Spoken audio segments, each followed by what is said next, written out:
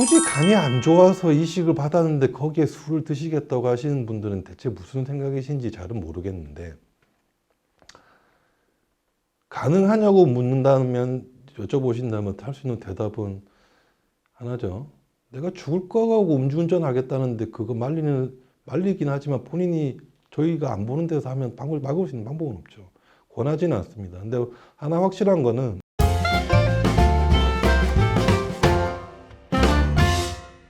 안녕하십니까. 저는 인하대병원 외과에서 간담체 외과를 전공하고 있는 신희영 교수입니다.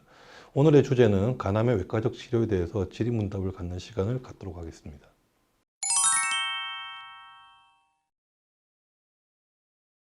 여러 가지 경우가 있을 수 있지만, 이제 수혜자의 문제로 봤을 때는, 수혜자가 이제 간이식 수술 자체가 되게 큰 수술인데 그걸 받을 수 있는 심폐기능이 모자라거나, 심폐기능이 약해서 뭐 심장이 안 좋거나 배가 안 좋거나 다른 문제가 있어서 받기 어려운 경우, 현재 진행 중인 급성 간염이 전신에 퍼져 있는 경우 이식된 간도 죽을 수 있으므로 기증하기 어렵고 뭐 그런 경우가 있겠죠. 그 다음에 뭐 기증자 자체가 없는 경우도 당연히 문제가 될 거고, 그 다음에 다른 뭐 간 이외에 다른 암이 있는데 수술하면서 하는 경우에 되게 면역질이 있으면서 암이 더 빨리 퍼지는 경우도 있고 하기 때문에 암종에 따라서 받기 어려운 경우도 있을 수 있고요. 또 흔히 말하는 그 경제적, 사회적 지원 자체가 부족해도 받기 어려운 경우가 많습니다. 뭐 다양한 경우가 있죠. 사정에 케이스 바이 케이스로 그건 따져봐야 될 문제입니다.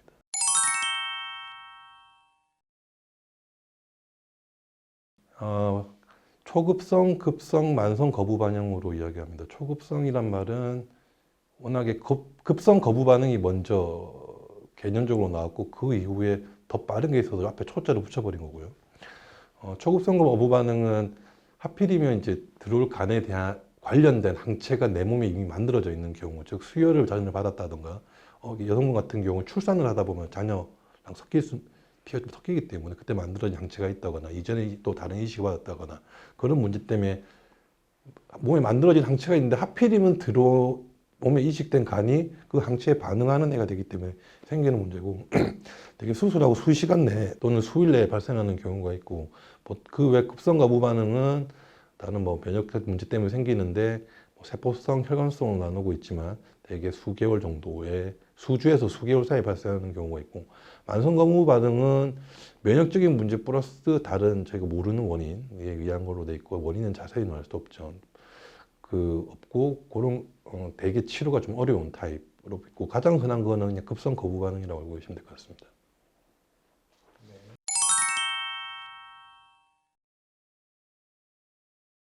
가장 흔한 경우가 면역제제를 잘 안 드셔서 생긴 문제입니다.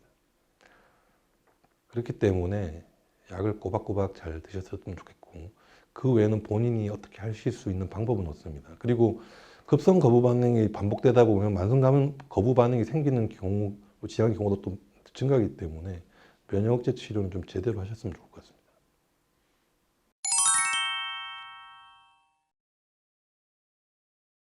굳이 간이 안 좋아서 이식을 받았는데 거기에 술을 드시겠다고 하시는 분들은 대체 무슨 생각이신지 잘은 모르겠는데,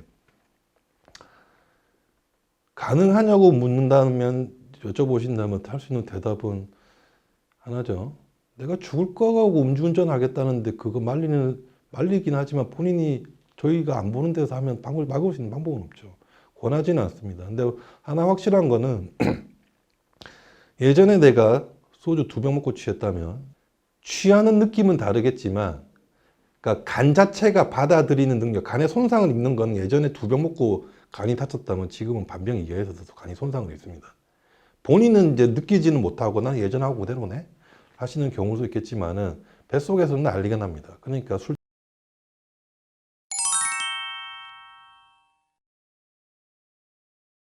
간이 시고 가장 복용하는 가장 중요한 약제는 아무래도 면역억제제입니다. 면역억제제이고, 면역억제제는 종류가 여러 가지가 있는데,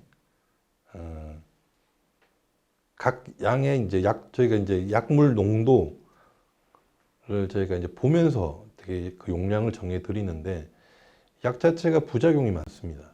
부작용이 많기 때문에 적정 치료 농도를 어느 선 내에서 유지하기 위해서 이제 아마 혈액 검사를 해서 혈중 농도를 측정을 하고 가급적이면은 검사 시 동일한 조건 하에서 하실 수 있게 복용량과 혈중 농도가 동일한 세팅에서 제가 볼 수 있게끔 거기 알려드리고 거기에 대해서 이제 저희 보통 각 병원마다 약제과에서 아마 복약 지도를 따로 하고 있을 겁니다. 저희도 하고 있고요. 이게 가장 중요하고 다음으로 신경 써야 할 약이 이제 여러 가지 종류가 있겠지만은 말씀드렸지만 면역 억제제의 약 부작용으로 생기는 문제가 여러 가지가 생길 수 있습니다. 거기에 관련된 약들이 좀 있는 경우가 있고 대개 면역 억제제를 장기간 복용을 하게 되면은 대사증후 같은 심혈관계 문제가 많이 생길 수 있습니다. 혈압 생길 수 있고 당도 생길 수 있고 고지혈 당연히 생길 수 있고요. 그러니까 그런 거 관련된 약이 있고 그리고 아까 말씀드렸지만 29에 가장 중요한 거는 뭐니 해도 원인 질환을 제거하는 겁니다. 알코올성인 경우에는 술을 당연히 끊어야 되고 바이러스성이면 바이러스 치료를 해야 됩니다. 즉 B형 간염인 경우는 B형 간염 치료약을 복용을 하셔야 되고 C형 간염은 과거에는 치료제가 마땅치 않아가지고 치료가 어려운 경우가 많았지만 효대 종량 많이 나왔거든요. 거의 완치율이 막 97%까지 95% 이상 나오기 때문에 그런 약을 써서 C형 간염을 치료할 수 있으면 치료해야 됩니다. 그거는 이제 별개의 문제고 일단 기본적으로 아까 말씀 면역제제가 가장 중요한 약이라고 할 수 있습니다.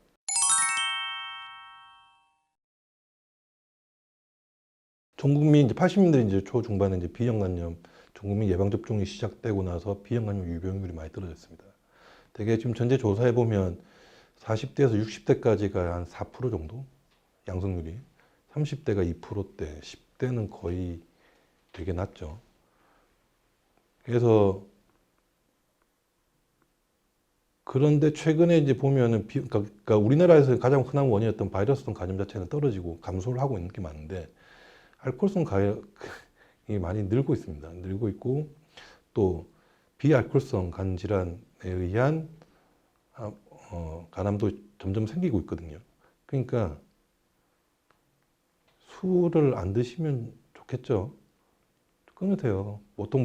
보통 사람들이야 뭐라고 하긴 어렵지만 간암 있고 간 질환 있고 간 안 좋은데 굳이 안 좋은 거 드실 이유는 없을 거라고 생각합니다. 본인이 예방할 수 있는 건데 왜 그걸 못 하시는지 모르겠어요.